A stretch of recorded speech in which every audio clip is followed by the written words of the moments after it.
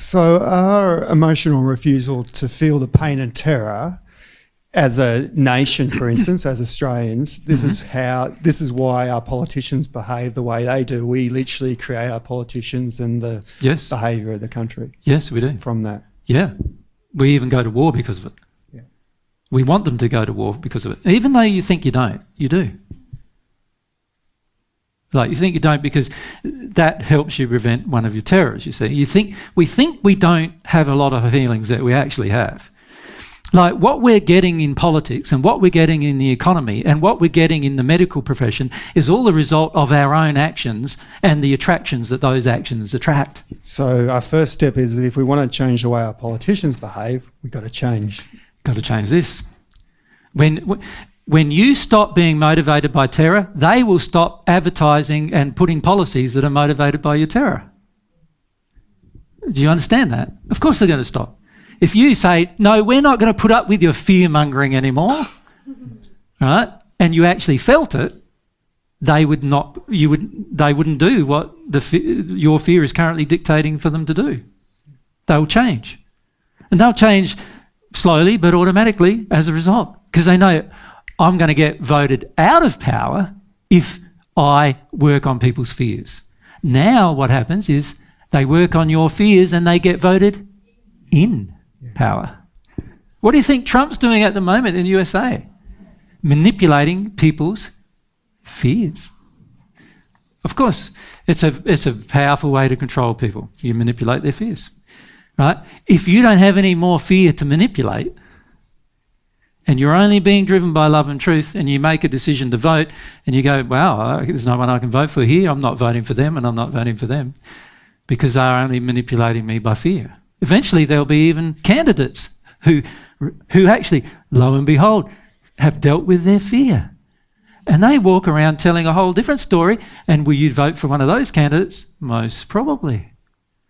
If you have dealt with your own fear. But you're not going to vote for them if you haven't. You're going to vote for the one who supports it, who feeds your fear. Does that make sense? Yeah. It makes you feel that way. So yeah, everything in society, medical profession, you know, we say, oh, this group of people and that group of people, they're doing this and it's so wrong. No, they're just doing what your fear, your terror that you don't want to feel dictates. That's all they're doing. And if globally, collectively, we no longer had terror that dictated these particular things, then they wouldn't even have any power at all. You know, so what do you notice on telly? Every advert, man, there's so many adverts, isn't there? It's just like, I don't know how anybody watches telly. Drives me bonkers. Aside from the occasional funny advert, drives you bonkers. Because that's really all you're watching. You've got to have a funny one here and there. But if you look at most of the adverts, for example, for painkillers, it's all fear, isn't it? And then you look at the advert for cleaners, you know, like household cleaners. Fear. Germs this, germs that, germs this, family that, protect family this, whatever, right? And then you look at, adverts for, other adverts, lawyers, what's that about? Getting, after you've feared something, getting a result of some kind. And then, you examine most of the adverts. They're all driven by fear. And even the ones like, adverts like, have this car, is usually driven by, this car's cool. If you haven't got it, you're not cool. So you're afraid of not being cool. So you have to get the car, right? And it's just like, it just goes on and on and on as to how much of our society is driven by this underlying two emotions. Because there also feels like there's a feeling these days, we can't do anything because we've only got one vote, or we can't make the change. Whereas this way we can start the change. Yeah, if you want to be a politician who's got rid of fear, I'll vote for you. I don't vote for anybody at the moment because nobody has. But if someone come along who had, I'd definitely vote for them. And if they started telling the truth, if they actually told the truth, and they were honest and open about the truth. See, we're even afraid of truth, aren't we, too, in this place, because the facade's all about avoiding truth, right? Isn't it? So we're afraid of truth as well. So a politician comes along and tells you the truth. Yeah, we went over budget because we overspent.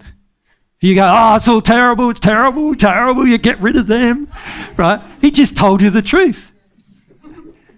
then you want to get rid of him. Why is that? Like, I feel like, oh, what a refreshing change. A guy actually says what he did. I might keep him on. Do you know what I mean? Like, it's just amazing how it infiltrates all of our decisions and choices and infiltrates society. You can see that if we had somebody, and this requires personal change, obviously, we need to become what we want. I know it's a funny saying, but a new agey type saying, but we need to become what we want the world to be. You want the world to be without fear. See, most people don't recognise when they say we need to become what we want the world to be, they don't realise that really what we want the world to be is without fear. And most people don't choose to become that. And what I'm suggesting is that God's going to, if you want a relationship with God and you want to get educated by God, you're going to have to become it. Because this is a choice. To retain this is a choice. It's now in us. What I'm saying to you is you need to have compassion for the fact that it's in you. Right? It got created in you, your own choices too enabled it, but it's now in you. Let's have compassion for the fact that it's there. Let's not ignore it. It's there. The terror is there and the pain is there. Let's not ignore them. But let's see that we can actually release them. They are our creations. God is not going to remove from me my own creations, because to do so would be an act out of harmony with my will. So God is only going to assist me to remove what I want to remove. So I'm going to have to want to remove these things, and I can't remove them except if I feel them. So I'm going to have to feel them, choose to feel them at some point. Next door to Eloisa.